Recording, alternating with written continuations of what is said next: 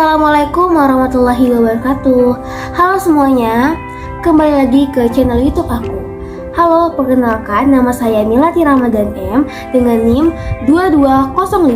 2205111153. Nah, dengan mata kuliah teori sastra. Pada video kali ini kita akan membahas tentang teori intertekstual. Apakah itu?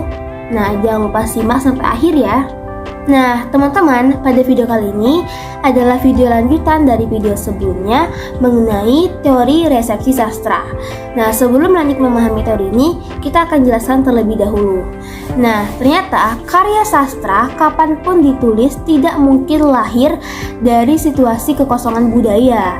Nah, karya sastra akan muncul pada masyarakat yang telah memiliki konvensi, tradisi, pandangan tentang estetika, tujuan berseni, dan juga lain-lain, dan yang semuanya dapat dipandang sebagai wujud kebudayaan. Nah, ternyata dalam hal ini sastra dipandang sebagai rekaman terhadap pandangan masyarakat yang berkenaan dengan segala sesuatu yang melingkup kehidupannya. Nah, lalu sebenarnya teori intertekstualitas itu seperti apa sih? Nah, jadi gini, teori intertekstualitas adalah sebuah teori yang memandang bahwa sebuah teks yang ditulis lebih kemudian mendasar diri pada teks-teks yang lain. Nah, artinya teks teori ini adalah memandang bahwa sebuah teks itu ada ditulis karena adanya dasar dari teks-teks sebelumnya. Nah, yang telah ditulis oleh orang sebelumnya. Tidak ada sebuah teks yang sungguh-sungguh bisa mandiri. Nah, dalam artiannya, proses penciptaan teks selalu dapat dirunut hubungannya dengan teks-teks yang lain, baik secara langsung maupun secara tidak langsung. Nah, tidak ada teks yang proses penciptaan sekaligus konsekuensi pembacaannya dapat dilakukan tanpa sama sekali berhubungan dengan teks yang lain dan dijadikan semacam contoh, teladan, kerangka, atau acuan. Nah, apakah teori ini memiliki tujuan? Ternyata punya dong. Nah, tujuan darinya kajian intertekstualitas itu sendiri adalah untuk memberikan makna secara lebih penuh terhadap karya yang telah ditelaah. Nah, sebuah karya tidak dapat dilepaskan dengan teks-teks lain yang telah ada, sehingga dalam upaya memahami sebuah karya sastra, kita juga harus mengenal dan memahami karya atau teks-teks lain yang terkait. Nah, penulisan sebuah karya sering ada kaitannya dengan unsur kesejarahan, sehingga pemberian makna akan lebih lengkap jika dikaitkan dengan unsur kesejarahan tersebut. Nah, selanjutnya adalah prinsip dari intertekstual. Nah, ada 3 poin. Yang pertama adalah pendekatan intertekstual memandang bahwa sebuah teks melalui sebuah proses pengelolaan dari aspek luar maupun aspek dalam teks tersebut. Nah, yang kedua adalah intertekstualitas juga melihat bahwa teks terbentuk berdasarkan sumber tertulis maupun sumber non tertulis. Nah, sebuah teks juga tidak dapat dipisahkan dari motif penulis. Nah, di dalam teori intertekstualitas, kita dapat membandingkan bentuk asli dengan bentuk hariannya.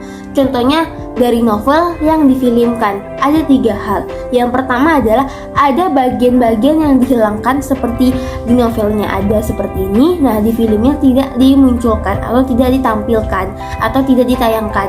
Nah, yang kedua adalah adanya penambahan scan di dalam film. Nah, ketika di dalam novelnya tidak memiliki scan seperti ini, tidak adanya teks seperti ini, tetapi di dalam film itu ditambahkan atau menambahkan scan tersebut, mungkin untuk mengandung atau untuk memperjelas dari film itu tersendiri.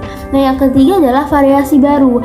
Nah, variasi baru tersendiri juga meliputi beberapa hal seperti misalnya variasi baru dari segi tokohnya, variasi baru dari segi alurnya, variasi sebagai tempatnya dan lain sebagainya. Itu adalah penjelasan mengenai teori intertekstual. Nah, untuk lebih jelas memahami lebih dalam tentang teori intertekstual, mari kita analisis dengan sebuah film yaitu Mariposa.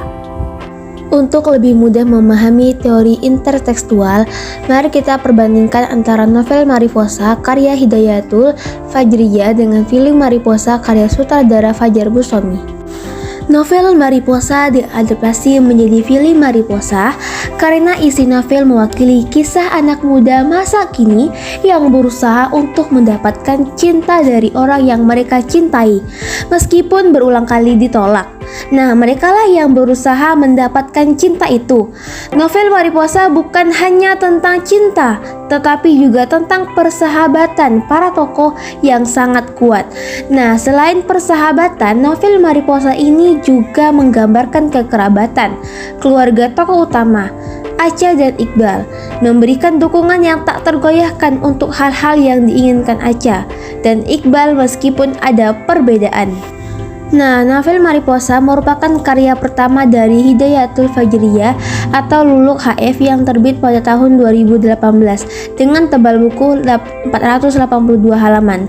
Novel ini awalnya diterbitkan di sebuah aplikasi bernama Wattpad dengan rekor 60 juta kali dibaca, kemudian dibukukan pada bulan Desember 2018. Novel Mariposa ini berhasil memecahkan rekor novel dengan 100 juta pembaca. Bahasanya yang ringan dan mudah dimengerti dapat menarik perhatian pembaca. Selain itu, juga kisahnya yang sesuai dengan kehidupan nyata dapat membuat pembaca hanyut dalam novel tersebut, juga menjadi salah satu daya tarik. Berkat kepopulerannya, novel ini berhasil diangkat menjadi sebuah film karya sutradara Fajar Bustami pada tahun 2020. Lalu, novel Mariposa bercerita tentang perjuangan Natasha Kailovi atau Acha untuk mendapatkan cinta Iqbal Guana Feryadi atau Iqbal. Acha tak gentar mendobrak dinding hati Iqbal yang dingin dan keras, meski sikap Iqbal yang tidak berperasaan dan mendapat penolakan berulang kali. Acha tidak menyerah dan terus berjuang. Namun demikian, pada akhirnya Acha mulai menyerah untuk mendekati Iqbal. Pada saat itu, Iqbal juga luluh mulai mencintai Acha. Keunggulan novel Mariposa karya Lulu HF pada struktur alur atau plot yang ditampilkan secara detail dan mendalam membuat pembaca terkadang terbawa suasana dan ingin terus mengikuti jalan ceritanya. Selain itu juga, pemilihan bahasa oleh pengarang mudah dipahami, serta terdapat beberapa penggunaan kosakata bahasa Inggris dan bahasa Korea. Kekurangan dari novel Mariposa karya Lulu HF terkadang di beberapa bagian. Alur cerita mudah ditebak sehingga kurang membuat pembaca penasaran. Nah, film ini durasi 1 jam 55 menit 44 detik. Film Mariposa menggambarkan kisah cinta Aza dan Iqbal. Acha yang baru saja pindah sekolah adalah seorang gadis SMA yang dikenal dengan keunggulan akademiknya. Acha bertemu Iqbal di perpustakaan suatu hari, dan itulah awal pertemuan mereka. Iqbal diibaratkan Acha sebagai mariposa atau kupu-kupu, sebagai pria tampan, pintar tapi dingin. Karena setiap kali Acha mendekat, Iqbal tidak menanggapi dan tidak tertarik padanya. Rasa penasaran Acha terusik dengan sikap cuek Iqbal. Dia tidak mudah menyerah dan dia mencoba berbagai pendekatan untuk mendapatkan perhatian Iqbal. Acha terus-menerus dinasihati oleh salah satu temannya, Amanda, untuk tidak terlalu memaksakan diri untuk mengejar Iqbal. Tapi Acha yakin, meski hati Iqbal sekeras batu, Acha akan terus menyiramnya dengan air sampai batu itu pecah dan menerimanya. Dan kelebihan dari film ini adalah sinematografi dan warna gambar seperti drama Korea dirasa tepat dalam mengekspresikan konten film menjadi muda dan segar. Sedangkan kekurangan dalam film ini adalah ketegangan dalam lomba Olimpiade Sains kurang bisa digali, kecuali pada adegan cerdas cermat yang ditutup dengan klimaks yang memuaskan. Nah, berdasarkan pengamatan dapat ditemukan beberapa perbedaan antara novel Mariposa dengan film Mariposa. Salah satu contoh perbedaan dari novel dan film Mariposa tersebut adalah pada film Mariposa, tokoh kakak Iqbal, Ando dan Ivy, Dino dan Dina dihilangkan. Selain itu juga ada beberapa adegan novel yang diubah saat diekranisasi sebagai film. Nah, teman-teman perlu tahu bahwasannya proses mengubah novel menjadi film termasuk ke dalam transformasi. Proses mengubah novel menjadi film dikenal sebagai ekranisasi. Novel tersebut diubah menjadi film karena biasanya terkenal di kalangan khalayak umum. Menurut NST, ekranisasi adalah proses mengubah sebuah novel menjadi sebuah film dan akan ada perubahan-perubahan tertentu dalam film sebagai akibat dari transformasi tersebut. Dapat dikatakan bahwa ekranisasi adalah proses perubahan dengan perubahan terjadi pada alat yang digunakan, terutama transformasi kata-kata novel menjadi visual bergerak dalam film. Berdasarkan proses ekranisasi pada novel Mariposa karya Hidayatul Fajriyah dan film Mariposa karya sutradara Fajar Bustami, ditemukan proses ekranisasi berupa penciutan, penambahan dan perubahan variasi pada alur, tokoh dan penokohan serta latar. Nah, proses penciutan terjadi pada tokoh dan penokohan sebanyak 4 tokoh dan penokohan yaitu tokoh Dino, Dina, Ando, dan Ivi. Selain tokoh dan penokohan, alur juga mengalami proses penciutan sebanyak 2 adegan yang terdapat dalam alur. Penciutan juga terjadi pada latar yaitu 3 latar tempat, kafe, bandara, dan ruang kelas Iqbal, dan 1 latar suasana yaitu suasana haru. Proses penambahan terjadi pada tokoh dan penokohan yaitu penambahan tokoh Om Hendri. Alur juga mengalami proses penambahan sebanyak 2 adegan. Penambahan juga terjadi pada latar yaitu 2 latar tempat perpustakaan SMA Arwana dan kelas Aceh. Nah, proses perubahan variasi terjadi pada salah satu tokoh yang ada dalam film Mariposa, memiliki karakter yang bertolak belakang dengan sifat yang diceritakan dalam novel Mariposa, yaitu sifat Mr. Boff. Dalam film Mariposa, yang memiliki sifat ambisius bertolak belakang dengan sifat yang digambarkan dalam novel Mariposa, yaitu suportif atau pendukung. Selain itu, perubahan variasi juga terjadi pada 3 adegan yang terdapat dalam alur dan 1 latar tempat. Nah, itu dia penjelasan mengenai tentang teori intertekstual.